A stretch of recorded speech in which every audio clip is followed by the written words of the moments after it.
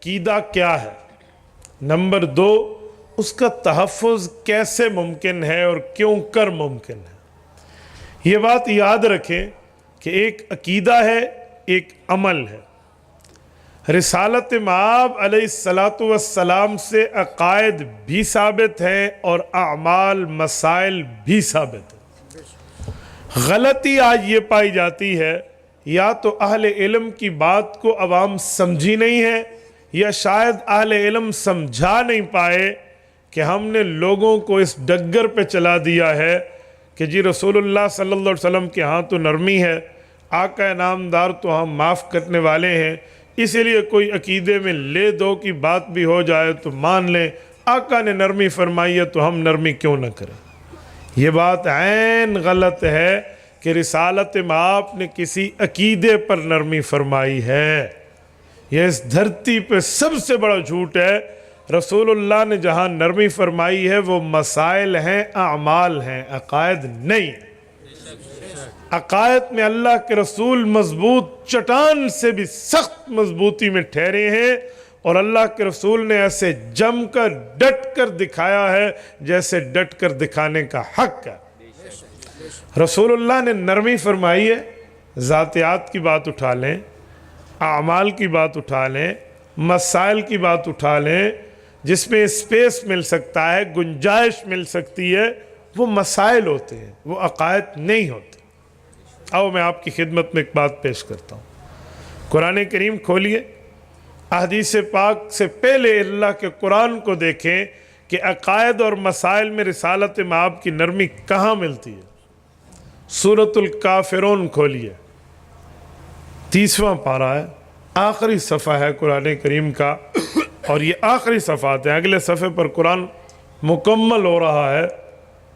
آیت شروع ہوتی ہے قُلْ يَا أَيُّهَا الْكَافِرُونَ لَا أَعْبُدُ مَا تَعْبُدُونَ وَلَا أَنْتُمْ عَابِدُونَ مَا أَعْبُدُ وَلَا أَنَا عَابِدٌ مَا عَبَدتُّمْ وَلَا أَنْتُمْ عَابِدُونَ مَا أَعْبُدُ لَكُمْ دِينُكُمْ وَلِيَ دِينِ۔ یہ کیا کہا جا رہا ہے؟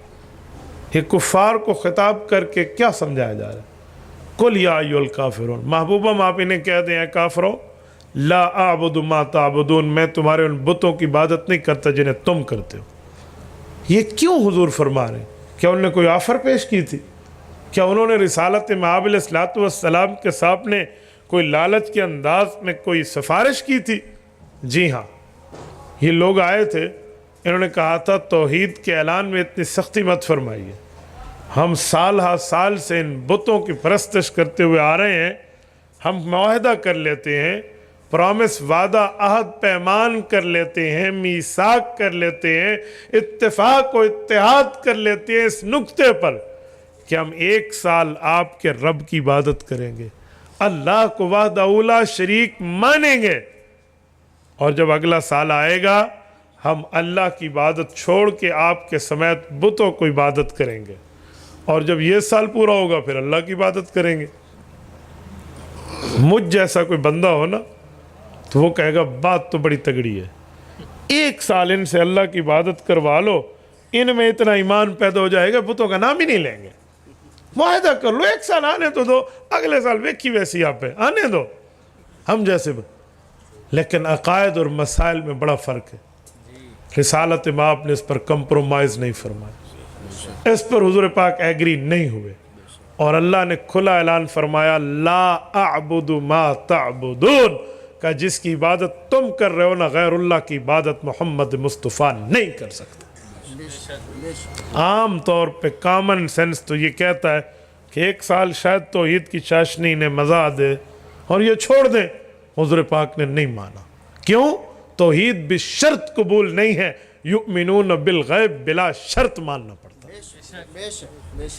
اعلان کر دیا، چھوڑ دیا۔ اس کے بعد ایک اور آفر ہے، وہ حدیث پاک میں ہے۔ وہ آفر کیا تھی؟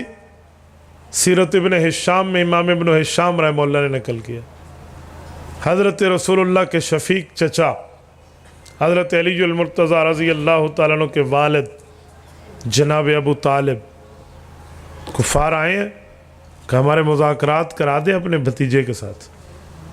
انہوں نے کہا تجھے پتہ ہے جب مذاکرات کرنے ہوتے ہیں تو کوئی 50-50 کا کام بنتا ہے، کیا آفر کر رہے ہو؟ کیا شرط رکھوں اس کے سامنے؟ کیا مذاکرات کرو گے؟ کوئی چیز لائے ہو؟ انہوں نے کہا جی بہت سی چیزیں. 3 آپشن ہیں. انہیں کہیں خوبصورت لڑکی چاہیے نا، یہ آرڈر کریں، ہم اس کے قدموں پر نچھاور کر دیں گے. مال و دولت چاہیے، ہم اس کے در کو بھر دیں گے. سلطنت و حکومت و ریاست و طاقت و پاور چاہیے، ہم اس کو حکمران وقت اپنا تسلیم کر لیں گے. بس ودو لو تدہن فیدہنون، تھوڑی بہت نرمی کر لیں ہمارے ان معاملات میں، ہم نرم ہو جائیں گے. لڑائی ختم، فساد ختم، امن امان کا دور آ جائے گا. کسی قسم کے ایک دوسرے پہ ہم کوئی بات نہیں کریں گے. ابو طالب یہ آفر لے کر اللہ کے رسول کے پاس آتے کہ بھتیجے یہ تجھ سے ایک بات کرنے آئے ہیں.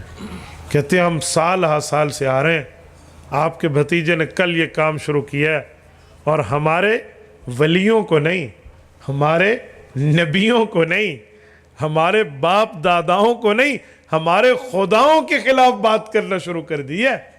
اسے سمجھاؤ.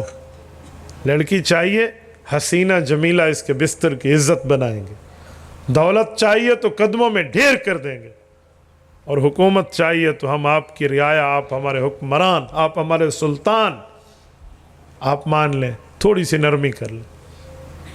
اس جگہ یہ بھی نہیں ہے کہ آپ 1 سال بت کی عبادت کریں. یہ وہ آفر بھی نہیں ہے جو پچھلی آفر تھی. تھوڑے سے نرم ہو جائیں. کیا توحید چھوڑ دیں، عقیدے میں ڈنڈی مار لیں. رسالت میں آپ کا جواب سنیں.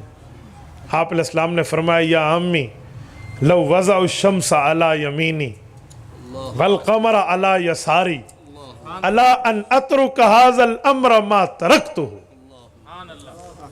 چاچو یہ تو دنیا کی چیزیں ہیں، یہ جائیں آسمان پہ سورج کی منتیں کر کے میرے دائیں ہاتھ پہ رکھ دیں، چاند کے ترلے کر کے میرے بائیں ہاتھ پہ بٹھا دیں، کہیں ان کے طلوع و غروب کا تو مالک ہے، جیسے چاہ جہاں چاہ جس طرح چاہ انہیں طلوع کر دے، غروب کر دے، اڑا دے، ڈبا دے، تو اس کے سیاہ سفید کا مالک ہے.